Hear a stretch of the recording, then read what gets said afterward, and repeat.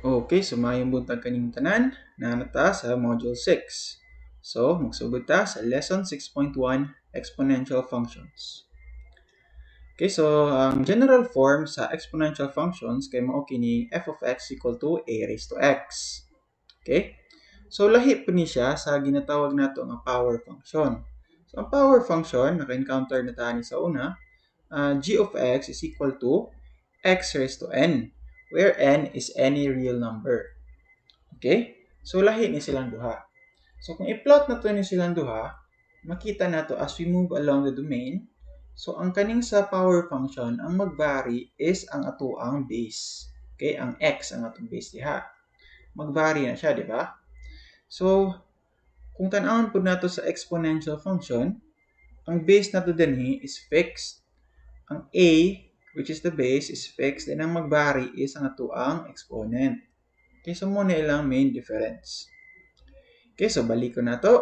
Ang general form sa exponential function kay f of x is equal to a raised to x, where a is greater than 0 and a is not equal to 1. Okay? And the domain is a set of all real numbers. Okay?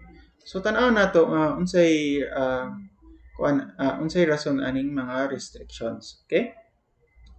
So nganong di man pwede nga a is equal to 1. Okay, so kung tan-aw nato, f of x, if 1 ang atong a, so 1 raised to x.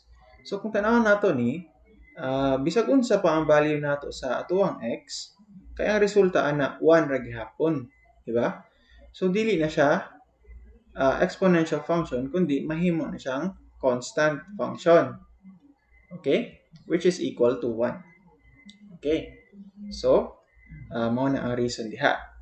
So, nganong a is greater than 0 man gyud. Ang anong dili man pwede a is equal to 0 or a is lesser than 0. So, tan-awon po na nato.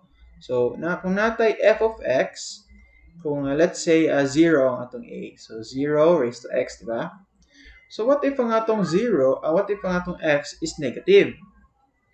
So, what if mayroon ta 0 raised to negative 1? So, kabalo man ta nga this is equal to 1 over 0, and we know that this is undefined. Okay, so muna dili siya pwede.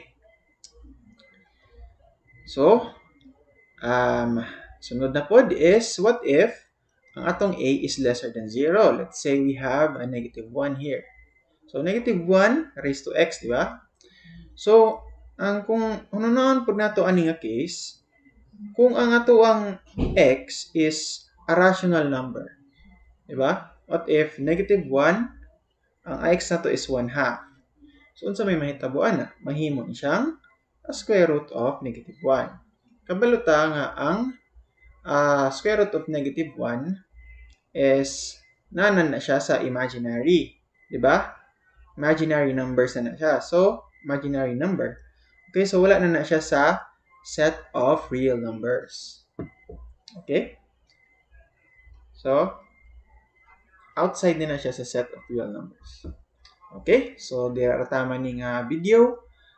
Sa sunod nga video, mag-discuss ta sa unsa pag-evaluate aning mga exponential functions manually o gamit pud ang ato ang calculator. Okay? So, see you in the next video.